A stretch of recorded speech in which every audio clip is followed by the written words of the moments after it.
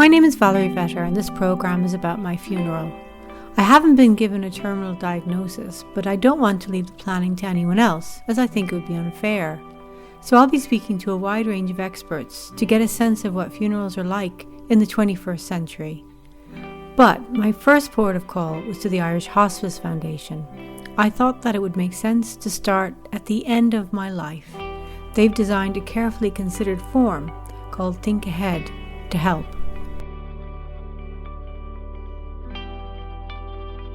My name is Angela Edghill and I am the Advocacy Manager with the Irish Hospice Foundation. So Angela, thanks for meeting with me, and I'm really interested in planning for what I've heard is you can have a good death. Is that a thing? Well, everybody seems to think that it is a thing. We would all hope that we would have a good death. I'm reminded of a poem from my youth by Roger McGough, which is, "Let me die a young man's death, not a clean in between the sheets, holy water death." He wanted to be mown down by gangsters driving a red sports car when he was coming out of the pub with his 26-year-old mistress when he was 85 or something. So, that was his idea of what is a good death. For most of us, I think we would want to be pain-free, peaceful, able to be with the people that we love and care about and who love and care about us.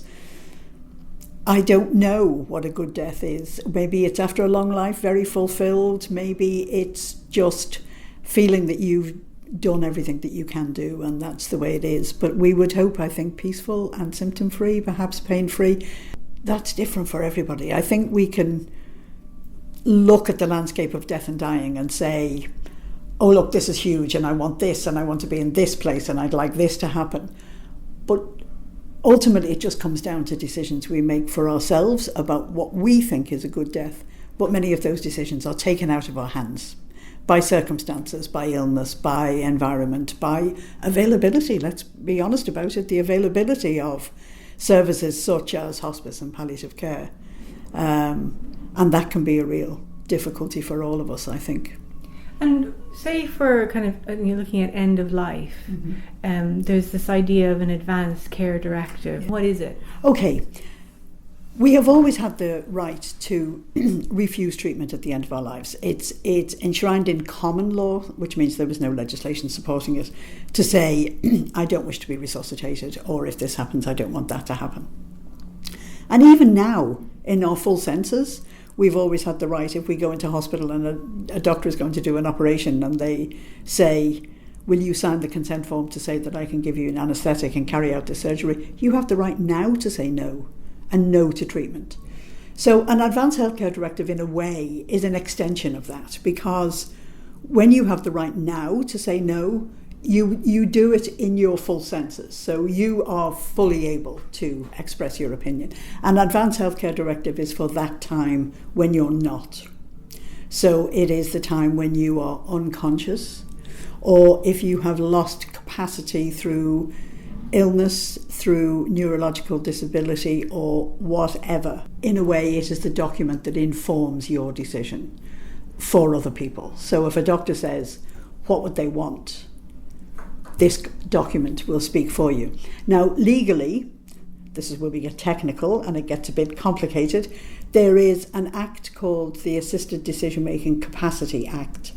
And Part 8 of that act enshrines the making of an Advance Healthcare Directive in law for the first time. When I say in law, I mean actual legislative structure around it. And it sets out how an Advance Healthcare Directive must be structured. So it must be time specific. So in the event that this happens, I don't want that. The Act says that that there may be a register of Advance Healthcare Directives. So if you've made one and it's legal, you must be over 18 years of age. It must be in writing, it must be witnessed, you must have capacity. In other words, you must be able to make those decisions for yourself. That's part of a wider discussion that comes in with the rest, the wider part of the Act, all about how and when we make decisions and when are we able to make decisions for ourselves. But when this legislation comes fully into effect, the Advance Healthcare Directive will be a legally binding document. I can imagine a situation where I might fill out maybe a think ahead form, and I would have in there that I don't want to be resuscitated, and then that kind of goes into a drawer maybe, and I forget Yeah. to tell anybody. Yeah. Then, like, say I'm in a situation where my capacity's gone, and I keep getting resuscitated. In the Act it says a register may be established. We're a little worried by the word may. We think a register should be established because, as you say, if you have made a valid Advance Healthcare Directive and you're in your full senses and you know where it is, and you are in Donegal and your Advance Healthcare Directive is in Kerry, who's going to know? But people need not go as far as having an Advance Healthcare Directive if they don't want to. But they should give an indication of what they like and don't like. So on one side there's the kind of end of life, which is how you want your end of life to be, and to maybe consider Where that, and where how, and yeah. how. And then there's also like, what are the technical things that you need to think about, like for documents and even arranging, like how far would you think is good to go? I think it depends on the individual. Some people are very structured. I'm not one of them, unfortunately. Some people are very structured in what they do. And that's why Think Ahead was developed, because people said to us, look, it'd be really good to be able to write everything down in one place. So Think Ahead is about where would you like to be cared for? What would your funeral arrangements like to be? But it's also important. There's a list in the back that says, where do I keep all my important documents? That's really useful. I met a solicitor one day who said, I've done everything, will, enduring power of attorney and everything, but I want a Think Ahead form for that list in the back. She said, because if I died in the morning, nobody in my house would be able to find anything. So there you go, little small practical things like that. If it happened tomorrow, who would know? We say think, talk, tell. So think about what you want. Tell doctors or solicitors or financial advisors or whoever what your thinking is. So help them inform it. Ultimately, the decision is yours. And then tell the people who are important in your life, the people who may be turned to by the doctor who says, what would she have wanted? Or how did she feel about this? Those people need to know. So those that you would consider your next of kin. Next of kin, even though next of kin, problematic again. Next of kin, obviously people talk to next of kin in the hospital, but they have no legal right to make a decision on your behalf. No. The ultimate decision, if somebody has no capacity, the ultimate decision is made by the doctor, as things are currently. They will be informed by what next of kin say, but next of kin should not ever be asked, will we switch off, will we leave on? That decision is a medical decision. It would be informed by what the next of kin would say. So you can give somebody the legal right to speak on your behalf. You can make somebody your healthcare representative, your designated. It's provided for under the Act. It's also contained in the Think Ahead form. Of course, you can give somebody an enduring power of attorney as well, which means that is a legal process that's gone through in the event that you lose capacity. You can give somebody power of attorney now, but they cannot make decisions in relation to end of life issues. So life and death, that business of do not resuscitate, they can't make that decision for you. That would be trumped by an Advance Healthcare Directive. Okay. The Quakers have a beautiful way of putting this, and they've used the Think Ahead form a lot, but every year they write to the Society of Friends, to the members, and they say, put your affairs in order, so legally, financially, and every other way, and maybe think ahead, as a kindness to others. Isn't that a beautiful way of expressing it? And we've said it's the gift of peace of mind for those you leave behind. It's also the gift of peace of mind for yourself. Yes. Because you do it and then you get on with the business of living. And the other thing is, circumstances may change. What you felt was intolerable, would be intolerable a year ago, may not be intolerable a year on. So we say review it. Stick something in your diary that reminds you, review the form, have another look, see, have things changed? Have I closed my bank account? Have I opened more? Have I won the lottery? What's the story? So look at those kind of things and review it, and even review what we say, because people who have had, for instance, catastrophic accidents, who have become paraplegic or whatever, who would have said in the whole of their health, I would never live like this, find sometimes great joy in living as they are. We can all adapt. We are very adaptable beings, really, when it comes down to it. After speaking with Angela Edghill, I wanted to understand if funerals and attitudes to them have changed. I spoke with Dr. Kevin Myers on his research, Understanding Death, Dying and Bereavement in Contemporary Ireland. Ireland now is more secular. So is that one of the changes that you were looking at? Do you know, that's very interesting. When I started my master's and PhD, I was very interested in religious change. And my idea was Ireland had been tremendously religious for a terrible amount of time. And I imagine, just from my readings, not going out into the field and exploring myself, that Ireland was becoming less religious, and so we were using religion less to understand death.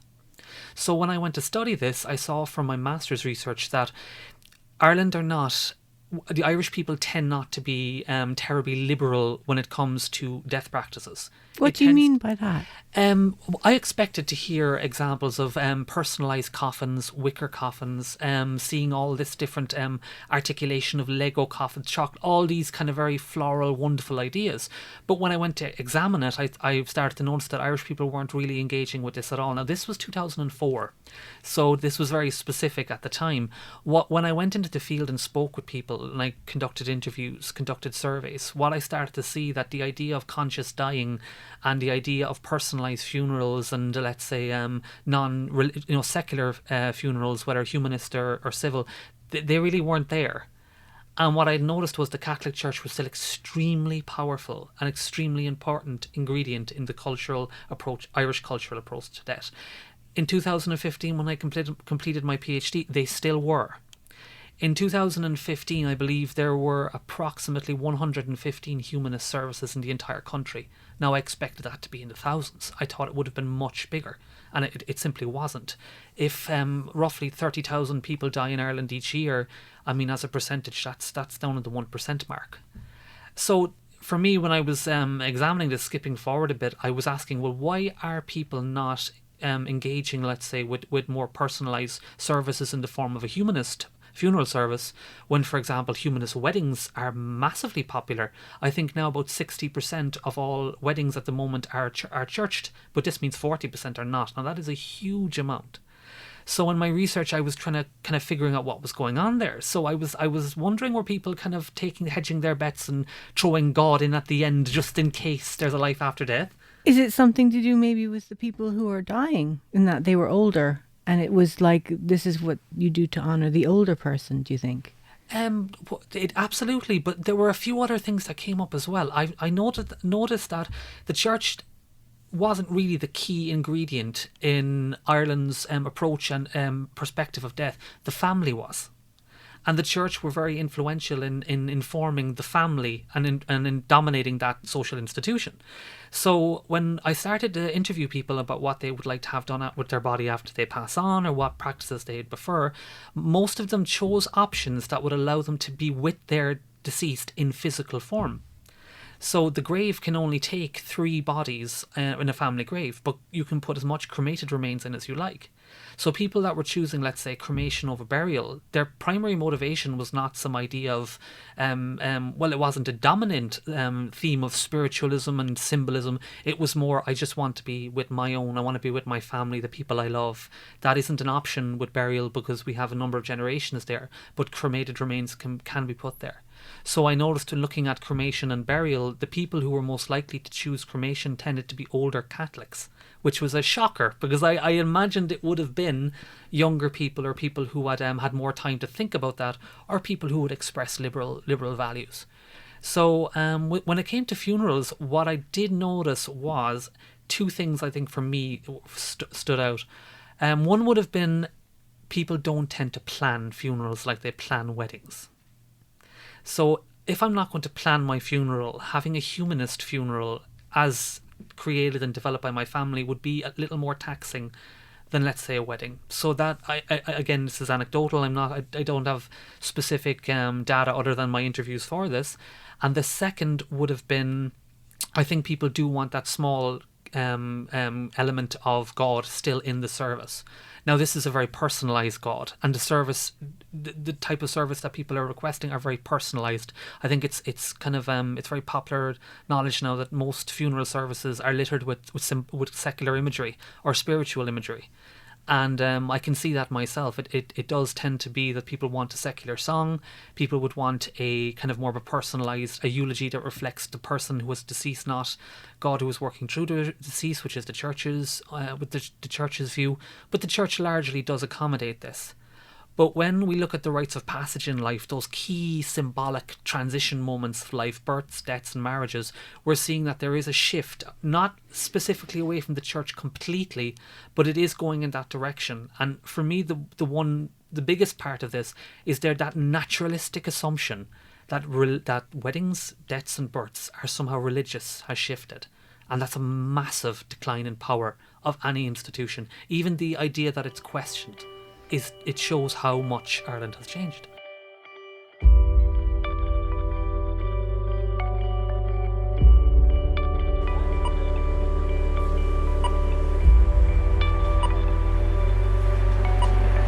I figured the next person to be able to guide me would be a funeral director, so I made an appointment to see one.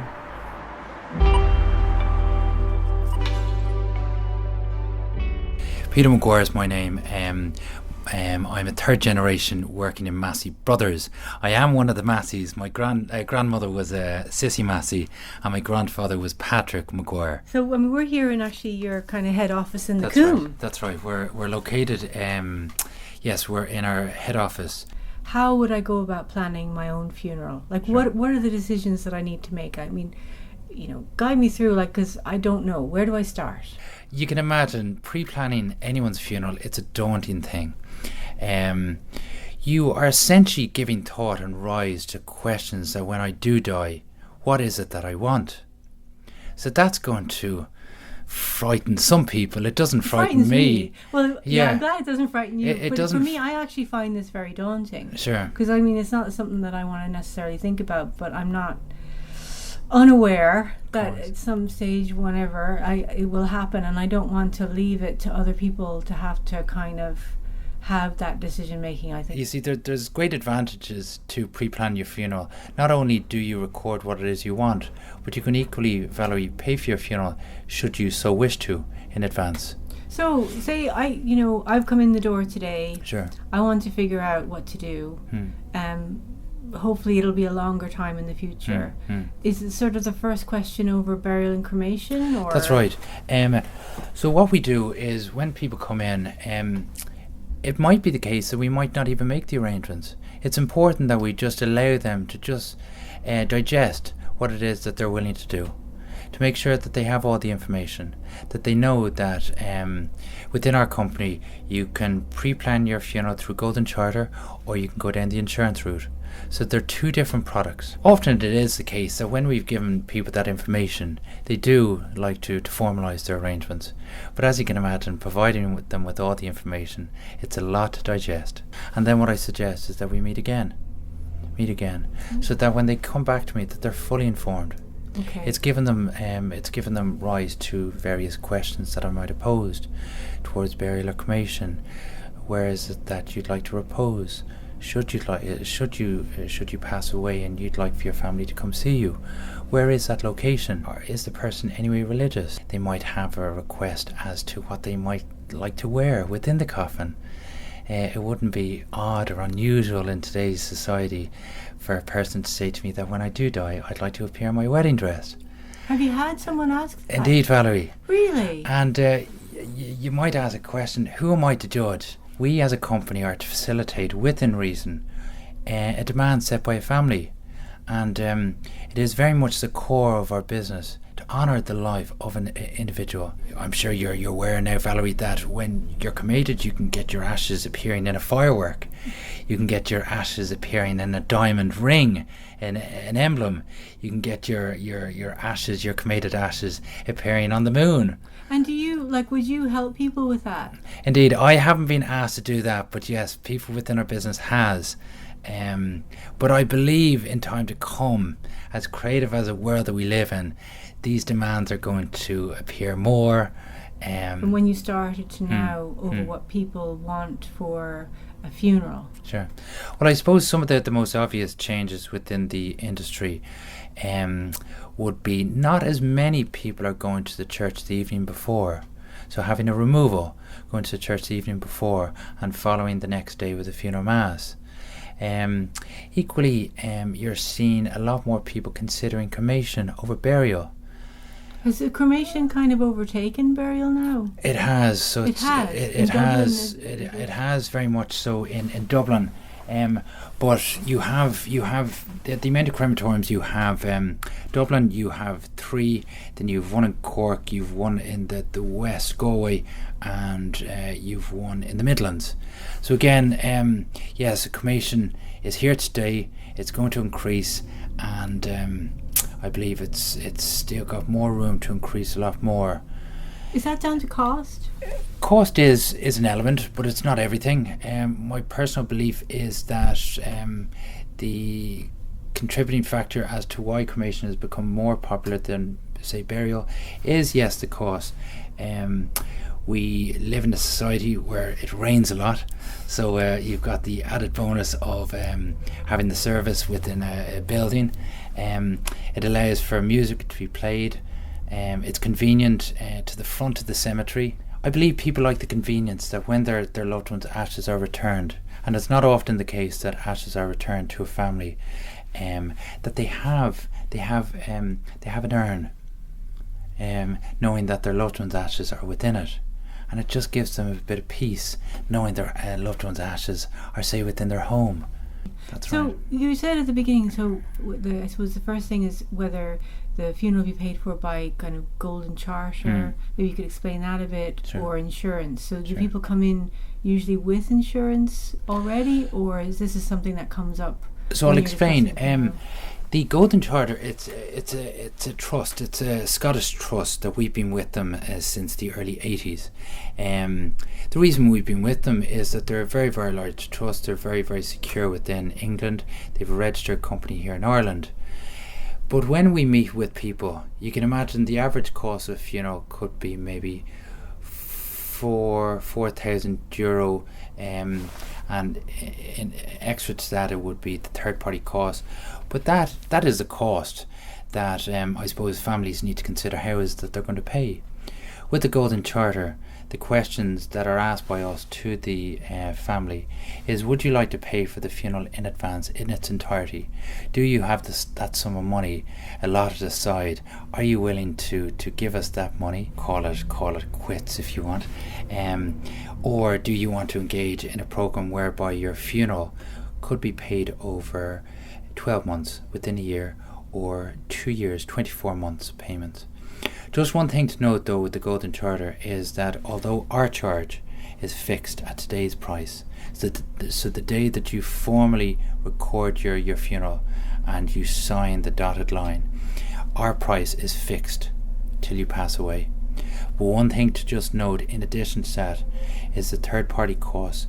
We cannot protect them as much as we'd like. What do you mean by third party costs? So it could be anything from the cremation, engaging with the crematorium, it could be purchasing the grave or opening the grave, it could be employing the priest or a civil celebrant, it could be supplying flowers.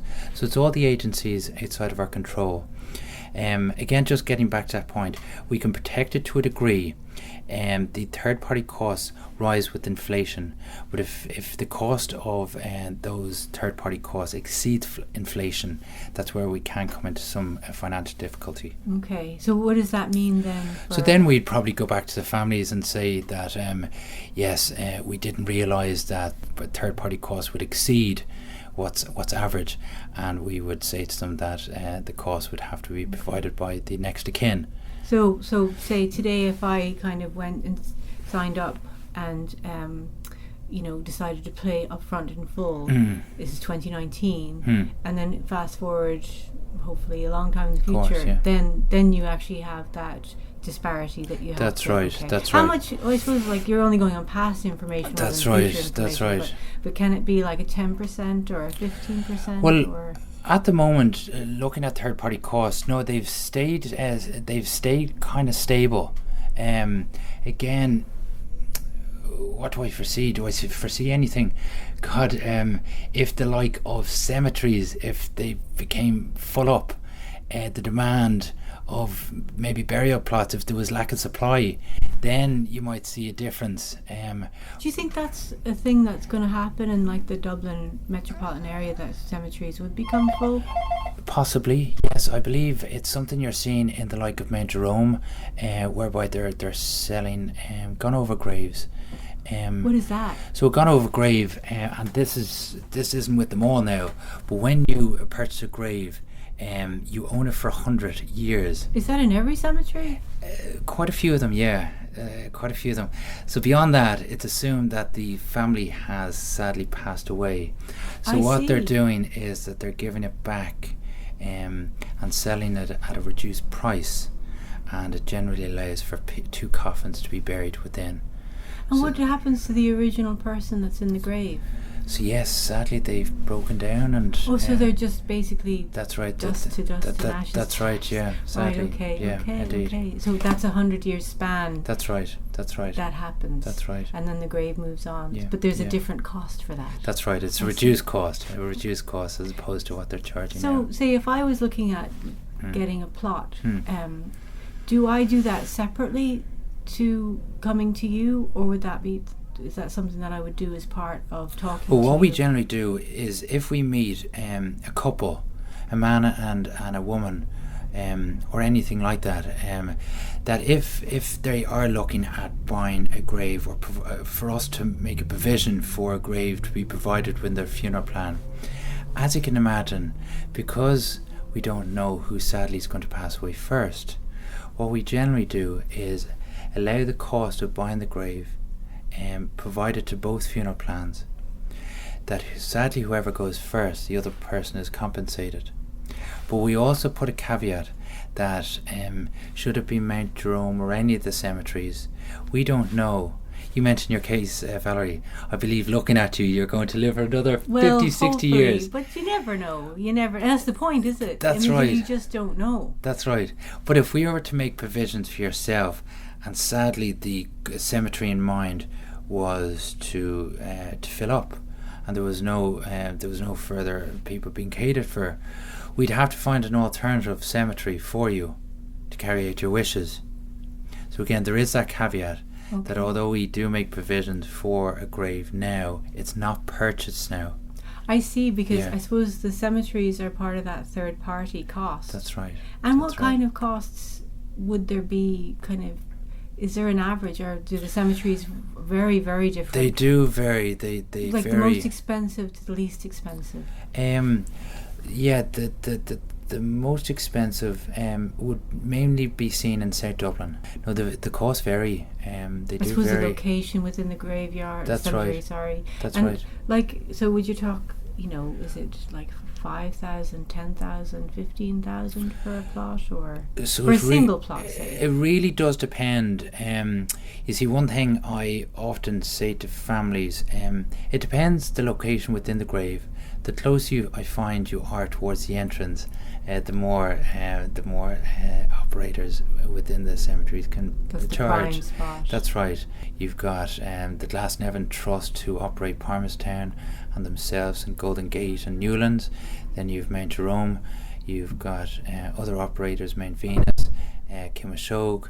So you just have, and then the most recent one is Kiltiernan Cemetery Park. So it's not one fee for them all. They vary. They're private companies. But just to get a sense, is it 20,000 for yes, say a prime spot near the entrance? So some of the cemeteries within Dublin, yes, because they're coming very close to being closed because they're full up. Yes, they're charging premium rates of €20,000. And say if I wanted to, so maybe go further afield. Can you do that? You can, yeah. And go outside. You can, indeed, and then does that change? But just one thing to note, though, it depends what cemetery you're engaged with, because there can be quite stringent rules. You have to be part of the parish. You have to live within the area.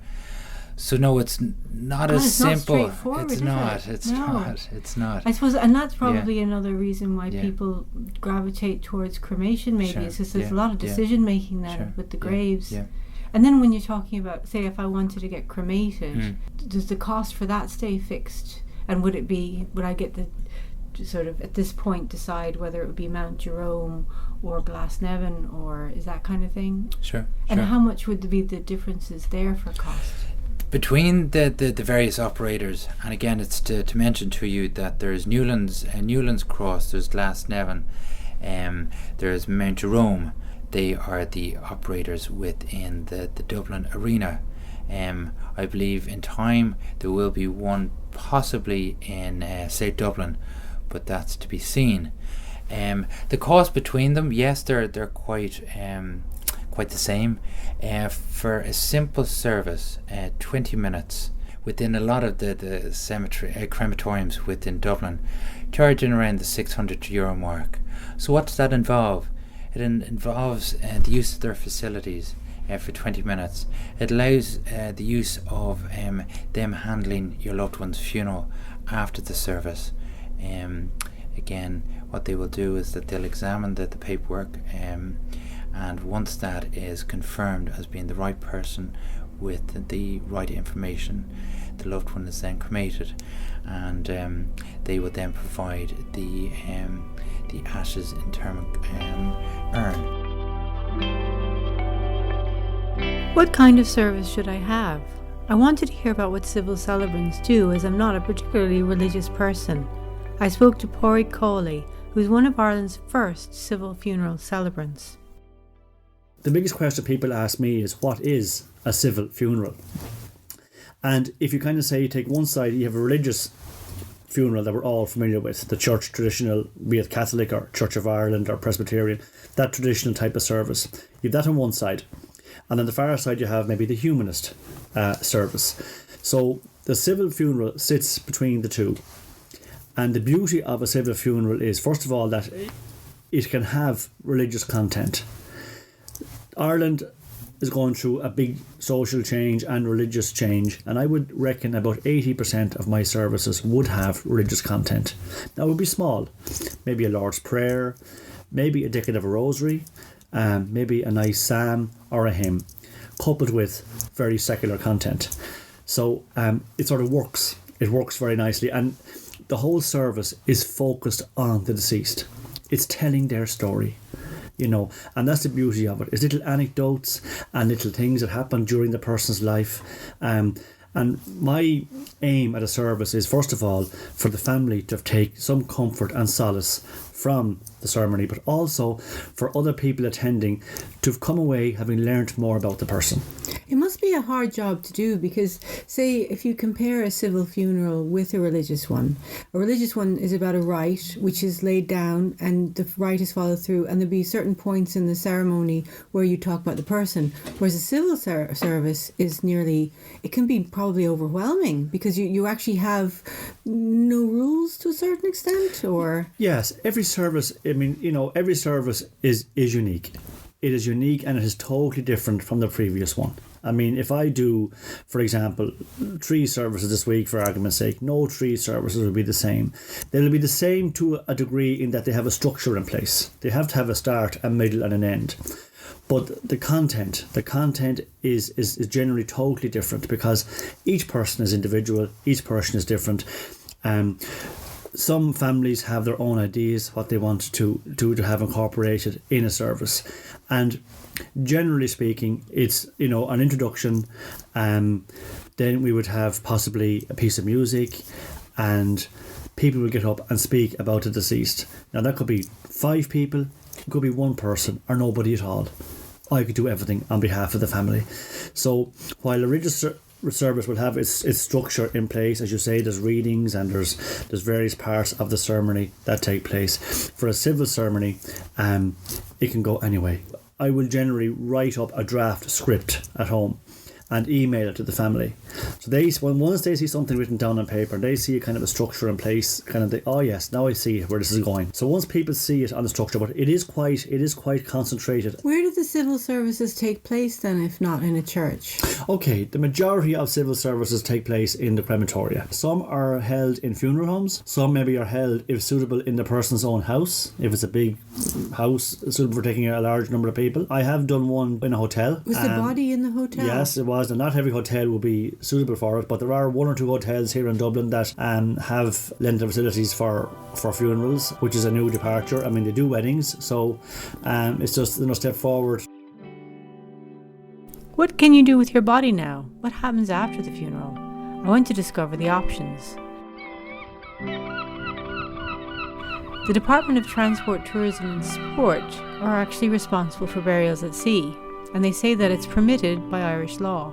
They actually have a very helpful downloadable PDF with all the guidelines, and it's voluntary. They state that the guidelines are based on previous experience that seek to prevent distressing situations such as where a body is returned to shore. The guidelines recommend that cremation and the scattering of the ashes at sea be considered rather than burial. The body is to be weighted, if you decide to go and ahead with it. It's to be weighted to ensure that it remains on the seabed.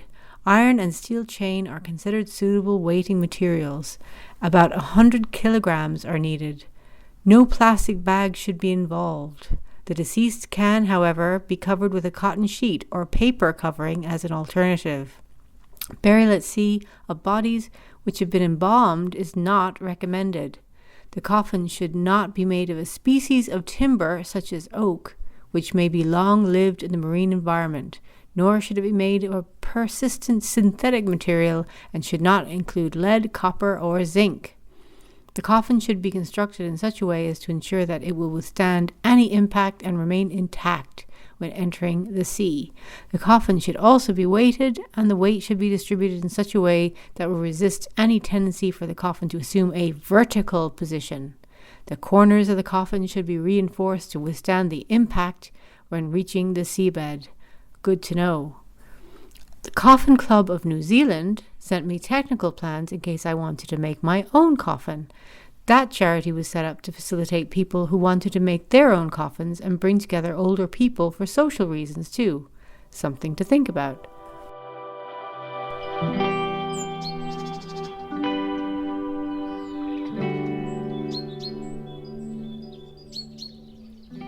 Since 2010, Ireland now has its first and only natural burial ground in Killaan, County Wexford. Essentially, it is a native woodland where you can lie to rest under the wildflowers. Colin McAteer from the Green Graveyard Company. I've always thought that the traditional type graveyard was maybe a bit cold and a bit natureless for maybe what I wanted myself long term. There's technical requirements, I suppose, for a graveyard, and water table and access from the road are the 2 main ones. How does it actually work if you wanted to be buried there? What you do is you book a plot. Now the plots work a wee bit different. There's only one person in every grave, and they're a wee bit larger than what you'd find certainly in a city cemetery. You have a lot more space. The reason why there's only one person on the plot is the actual trees that are planted above. Once basically one person goes in, there's a root structure to deal with thereafter. Oh, I see.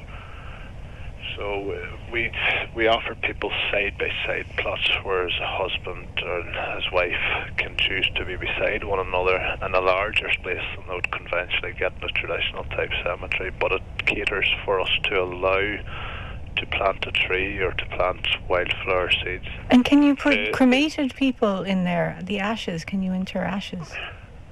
We have had an awful lot of that since we opened up. Seems to be since we opened, or prior to us opening, even a lot of people had got ashes sitting about.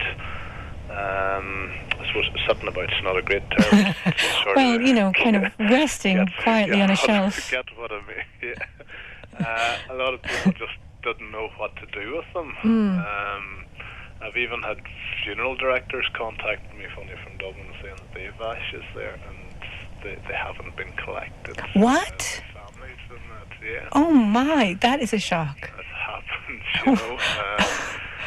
But I suppose people have had these ashes, or people had sort of resigned themselves to cremation down through the years. Yeah, we offer a smaller space, but it's still a space that's kept in your memory for as long as time dictates, I suppose. The main thing is you don't have huge or headstones and huge concrete surrounds to pay for. We allow very basic 10-inch by 8-inch name plaque that sits flat on the ground. And that's so nature does take over. Like, it's only a couple of weeks ago, or a couple of months ago, I was walking through the place and came on pheasant eggs. Oh my, that's lovely. Been deers up through the graveyard. At the moment, it's knee-height and oxeye daisies and cornflowers. Like, it really is a spectacular and beautiful place now. And that space retains yours. The way that I suppose we're able to do that is the maintenance on a woodland and a wildflower meadow is quite minimal compared to a traditional type cemetery, where you might have to cut the grass 10 or 12 times every year just to keep on top of it. We encourage the grasses and the flowers to grow. That's what we want. And what kind of trees can be, put on top of the person? Well, there's anything that can be coppiceable, like an ash or an oak, or we generally tend to stay away from the large oaks, willows, thorns. Any sort of traditional Irish tree seems to work well. Now, not every grave gets a tree. We tend to sort of space them out a wee bit because there wouldn't really be room for all the trees, but but over a certain period of time we will coppice those trees so that sunlight hits the ground off the graveyard again. Like, we have the whole place sown out in a wildflower seed, and what you see when you go down there now is a lot of those wildflowers, which is good for the biodiversity of the site. Once the trees grow up a bit, they'll obviously restrict what's happening down below. So at intervals of sort of 8 to 12 years, we'll take out a number of the trees, not killing them, just pruning them aggressively back. Let the sunlight into the ground and allow those seeds to pop up again so that the wildlife thrives on it. So it's quite different from what people sort of expect of a graveyard. Because I was reading that you have sustainable coffins and shallower burials than would be the case in a traditional cemetery. Yeah, I suppose when I was looking at the graveyard element of things, we came up and we sort of seen that in other countries, coffins made from the likes of willow have become quite a thing in some other countries, especially in the UK, where they nearly account for 20% of the overall, I suppose, burials or cremations now.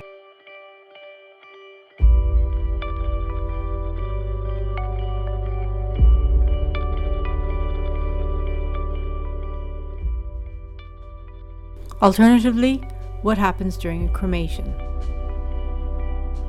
The manager of Dublin's historic Mount Jerome Cemetery and Crematorium, Alan Massey. What happens at a cremation is that it's very similar in terms of most folk today will still have a prior mass or service at their parish church or chapel, like you would for a burial. And instead of going to the cemetery for the committal prayers, you come to the crematorium. Now, there are various crematoria in Dublin, and each one differs in terms of how it conducts the final closing What do you mean by the final closing?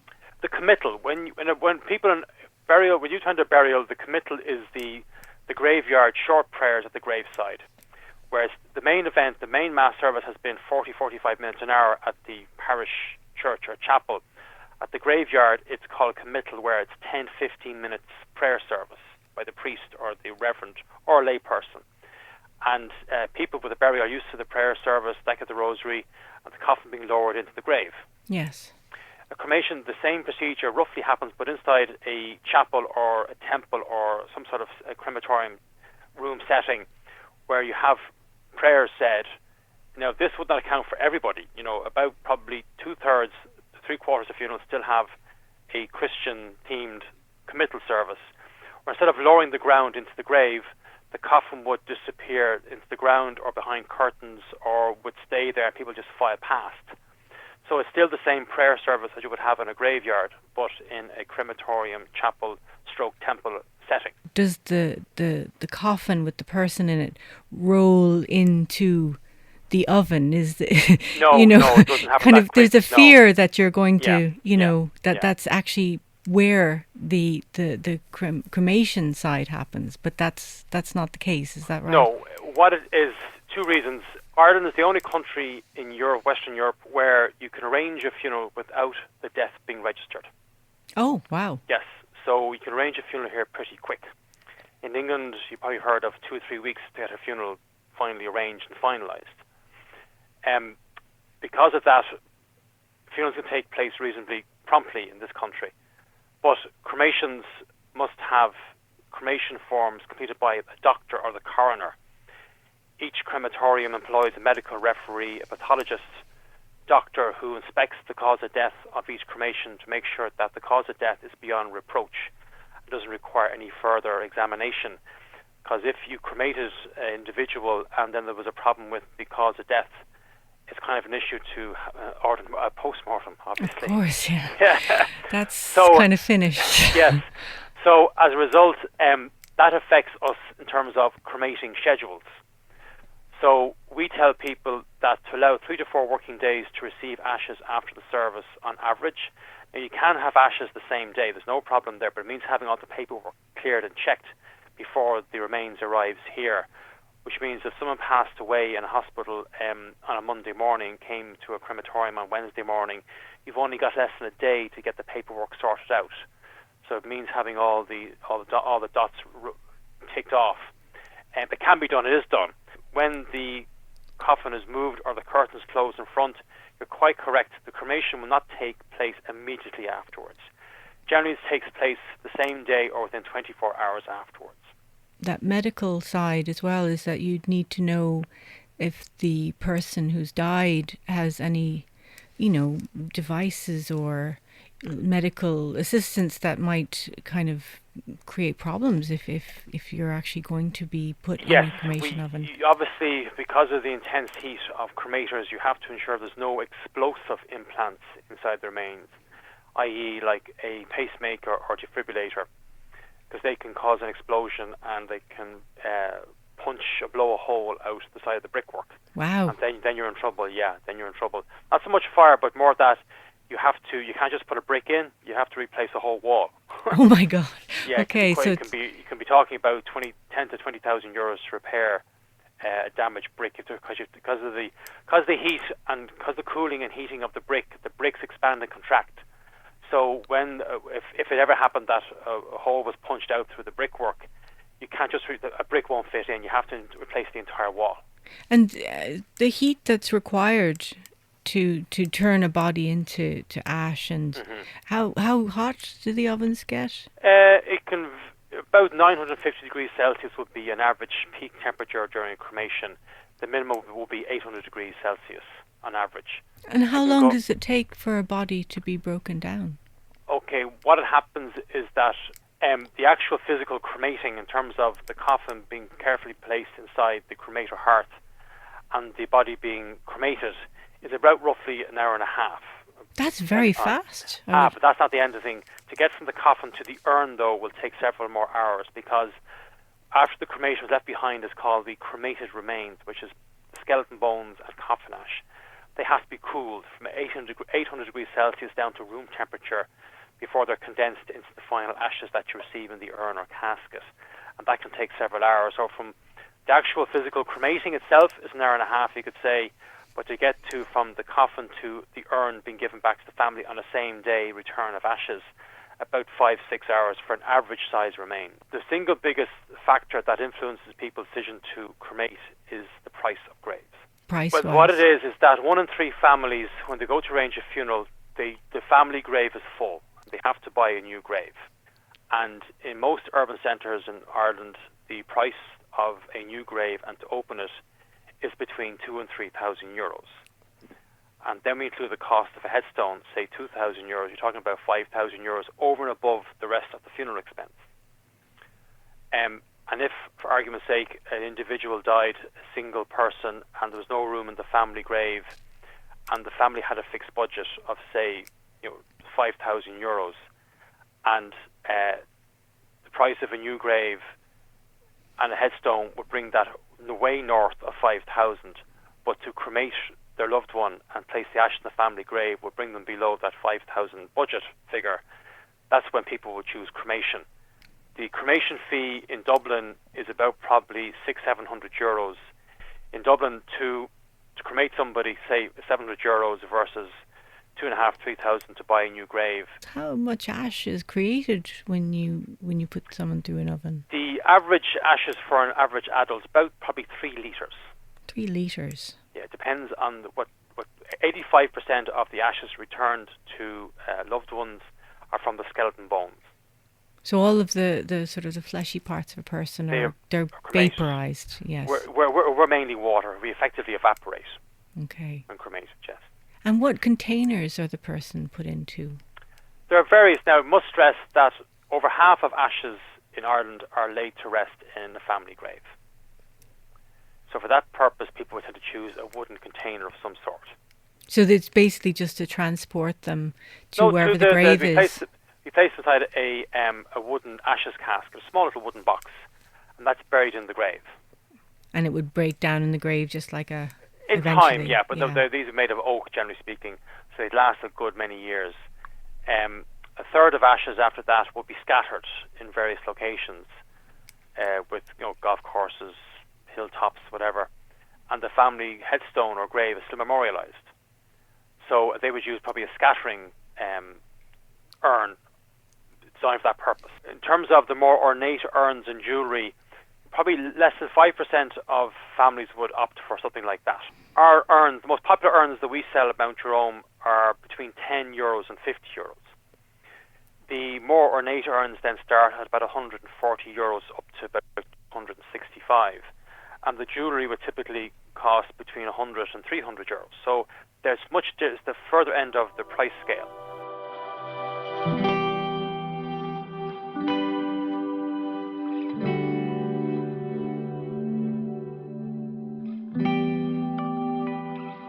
Ignition sequence start.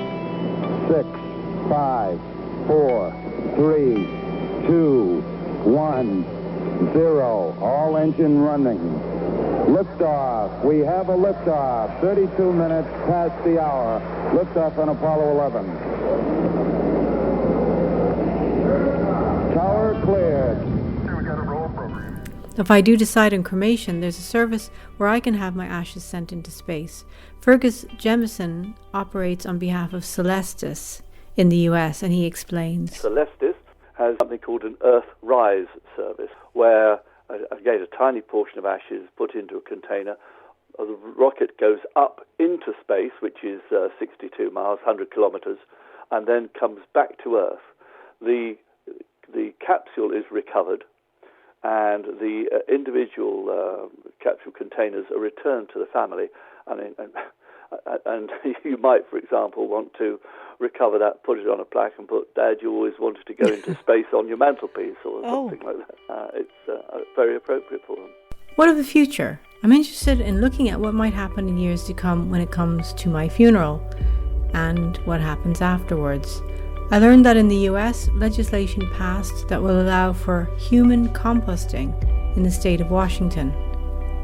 I talked to the woman behind the idea, Katrina Spade. How I could potentially design a type of place in our cities, because I think that's one of the places we really need this type of thing, and that would connect us to nature, but be a different way of caring for our deceased. And then a friend of mine called me on the phone. It was so funny, and she said, "Have you heard about these farmers and researchers that have been composting whole cows?" For a long time, actually, that's been happening. Wow! And it just clicked, and I realized that I could both design a new type of place and a new type of system. So there's a building, and there's a space where people can bring their deceased loved one. I mean, it's not just you have a compost heap and they go on in some way. It's actually part of a funeral. It's a new way of doing the funeral.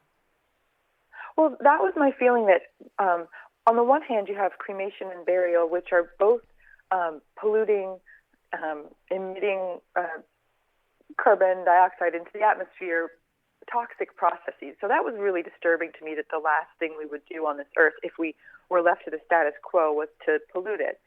And so I know that we do need a new system.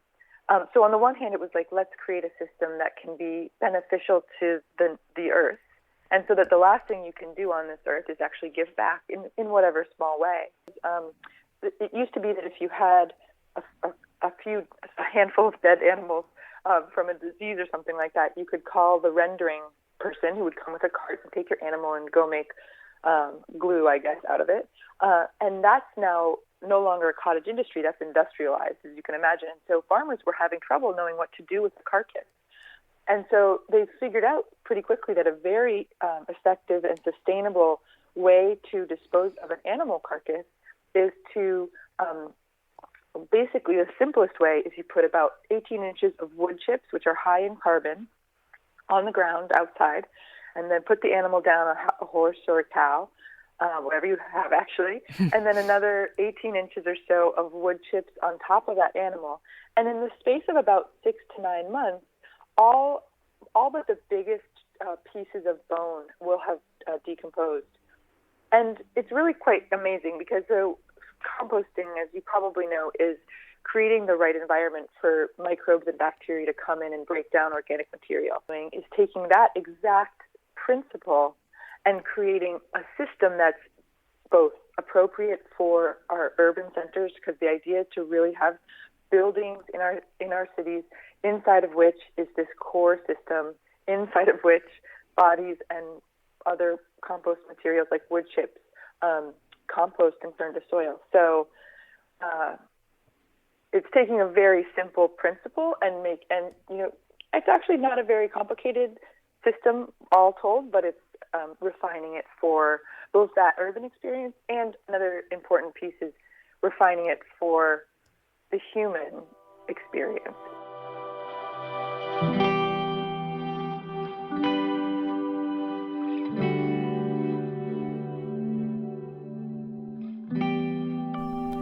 So, after all of that, I've started filling in my Think Ahead form from the Irish Hospice Foundation to force myself to make decisions about my end of life and strive for a good death. I'd love to be composted, but I'm doubtful it would be available to me. In its absence, I think that green burial is something that I would like. No embalming and buried in a piece of cloth. As for a service, that's quite difficult. If I'm being honest, I don't want one. Thanks for listening to It's My Funeral. My name is Valerie Vetter. My sincere thanks to everyone at Dublin City FM, Angela Edghill, Dr. Kevin Myers, Peter Maguire, Padraic Cawley, Colin McAteer, Alan Massey, Fergus, Jamieson and Katrina Spade for participating in this programme. Thanks also to NASA for Creative Commons materials, funded by the Broadcasting Authority of Ireland with a television licence fee.